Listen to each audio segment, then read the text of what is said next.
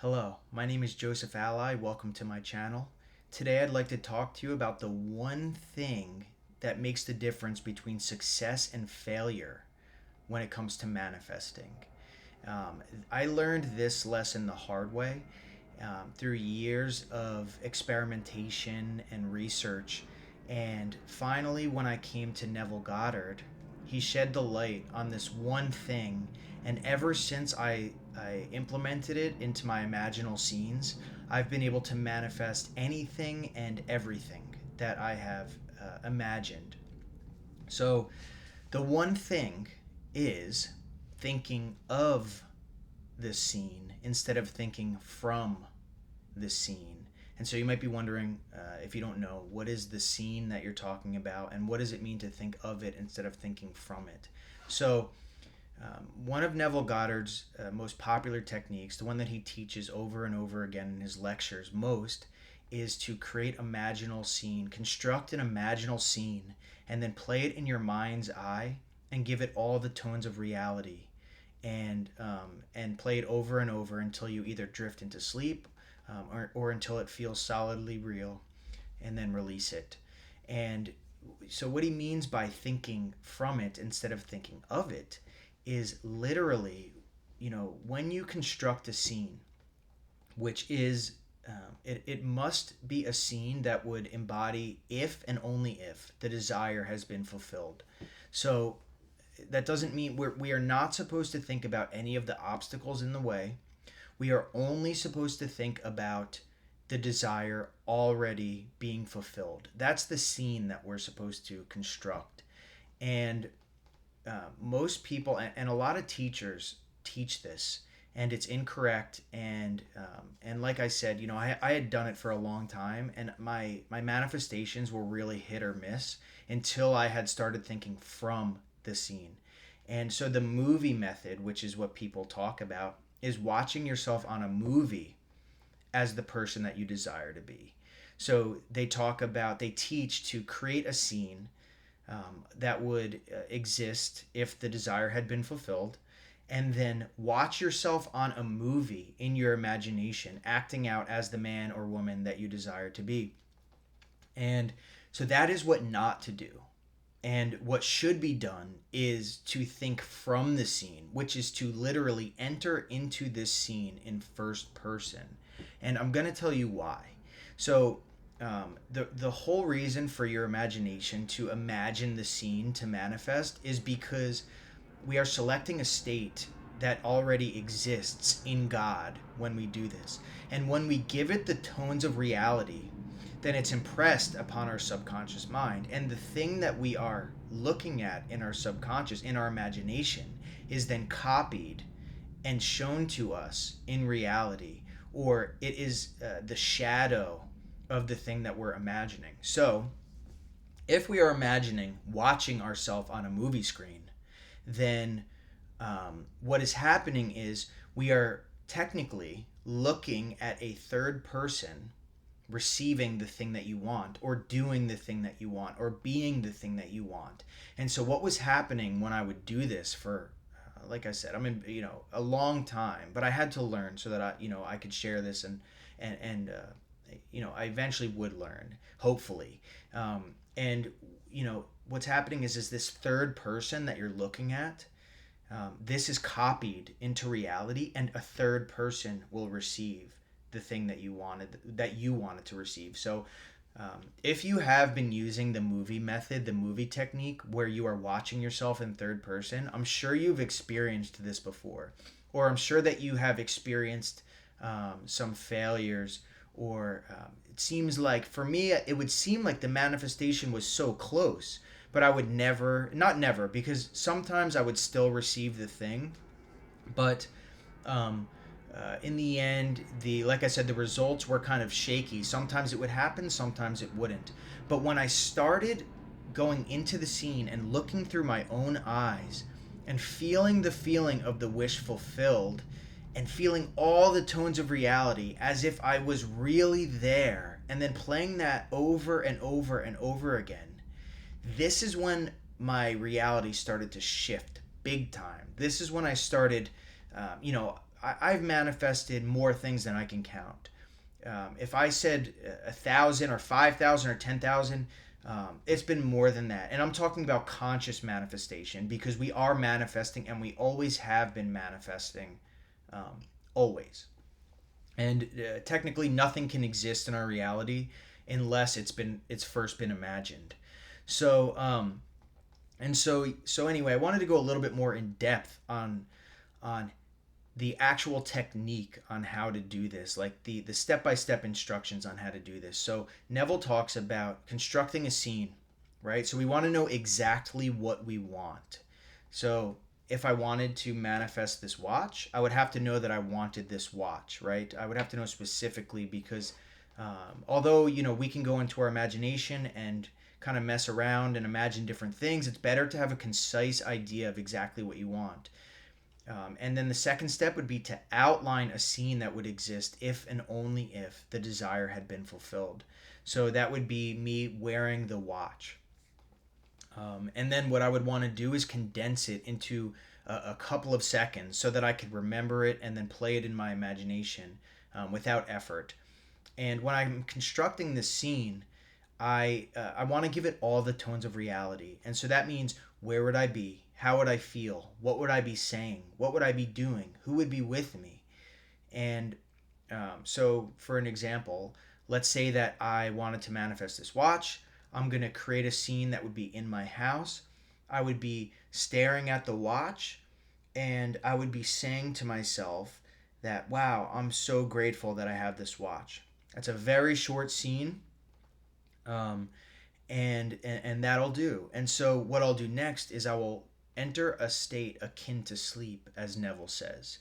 And basically what that means is a hypnotic state, or a suggestive state, some state where I have shut off this reality. I'm not thinking about this reality. I'm not thinking about really anything if I can help it. Um, and and then I am supposed to bring that scene into my mind's eye and replay it over and over and over again. So, when in this hypnotic state, the subconscious mind is suggestible, very suggestible, okay? When we're not in this hypnotic state, or this state akin to sleep, we still have our conscious mind, or our analytical mind, that is defending your subconscious mind, or kind of telling you why you can't have this, what's in the way of this, why it's not possible. All of that stuff needs to be completely suspended. And so when we're in this hypnotic state, it's really only a very little portion of the conscious mind that's aware, so that you can kind of control your imagination still without it wandering wherever. And and then you are able to easily impress on your subconscious mind the thing that you desire. And so you repeat this scene over and over and over again, and the goal is to give it all the tones of reality. You want to be looking through your own eyes in the scene, playing as the person that you want to be, looking at the watch. Wow, this is amazing. I'm so grateful. Wow, this is amazing. I'm so grateful. Over and over until everything becomes solidly real. And if you're in a position to, if you do this until you fall asleep, then it is done. I have tried this over and over again, countless times, unnumbered times. It works every single time, and it works with anything. It works with anything, because anything that we can imagine already exists in God's consciousness. See, we can only look at one thing at a time. We can only be conscious of one thing at a time, even our imagination, one thing at a time. But what we're doing is selecting the state, and then when we feel those feelings, when we really feel like we are there, when we are excited about the watch, or we're excited about being with the person we want to be with, or about winning the contest, or about going on vacation, that is what we're trying to create. And that is why we want to make it real, so we can really feel those feelings. Because once we feel those feelings, it gets impressed on our subconscious mind, and then it's manifested into this reality. And so it's very simple and straightforward. The difference is simply going into the scene and thinking from the scene and having the feelings of really being there and looking at what would really be there and feeling what would really be there and hearing what you would hear and tasting what you would taste and having the exact emotions of what you would have if you would receive it. And a natural bridge of incidents will unfold and lead you to the end result. So that's the technique. And I want to give you one quick story of what happened. One time that I used this technique, and an amazing thing happened, and I manifested something awesome. So I live in San Diego, and I live on a kind of busy road, not of traffic, but of people. And I live right next to the house right next to the sidewalk. So if there's noise, sometimes it's difficult to sleep. And there was a woman who was living in her van, and she had four dogs living in her van, and they were, feral almost. They were not little dogs, they were big dogs. They were very loud. And at nighttime, she would leave them in the van with the windows open so that, they were okay. But she would leave them and they would be so scared. And so, from about 10 o'clock at night until the wee hours of the morning, these dogs would bark when any person walked by the van. And as I said, it's a very busy area. People are walking by. There's a lot of bars around here. I live in the city of San Diego. Um, and so and this carried on for weeks. Weeks. I tried to speak with her. I asked her if maybe she could go somewhere else. I ended up calling the cops. Other people ended up calling the cops, and nothing happened. So I decided to use my imagination to manifest a solution to this problem.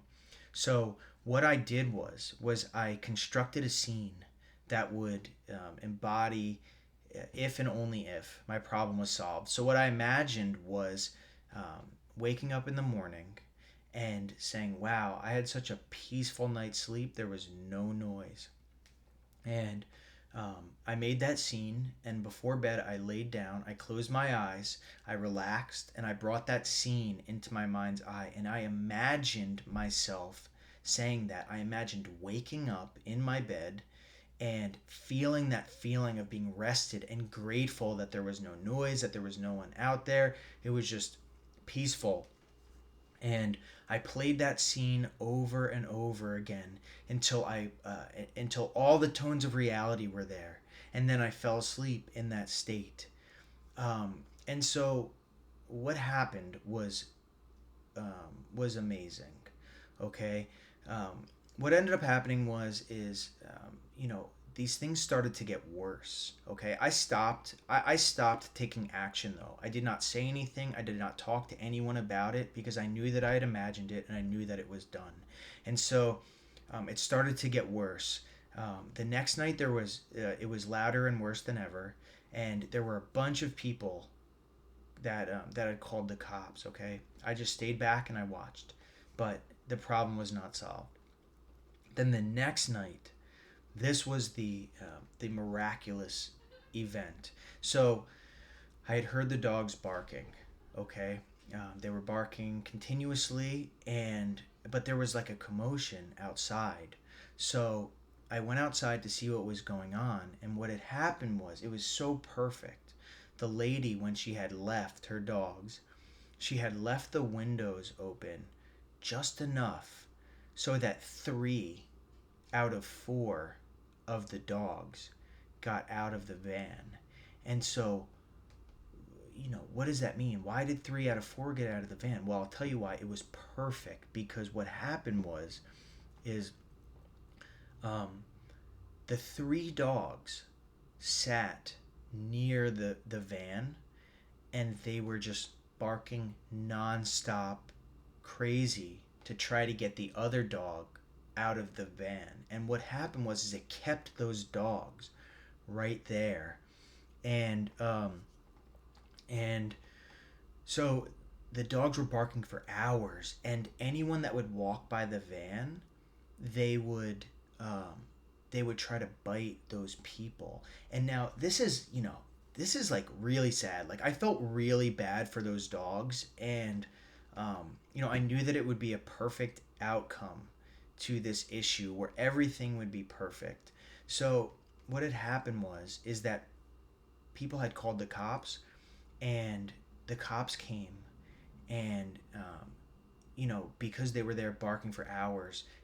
Which, by the way, if all four had gotten out, then they would have just taken off. There would have been no issue, right? But because there was 3 out of 4 there, the three stayed for the 3 dogs stayed to try to get the fourth out, and that's what caused this whole commotion. But the cops had to come, and um, and they confiscated the dogs, which were perfectly fine. By the way, the dogs were perfectly fine.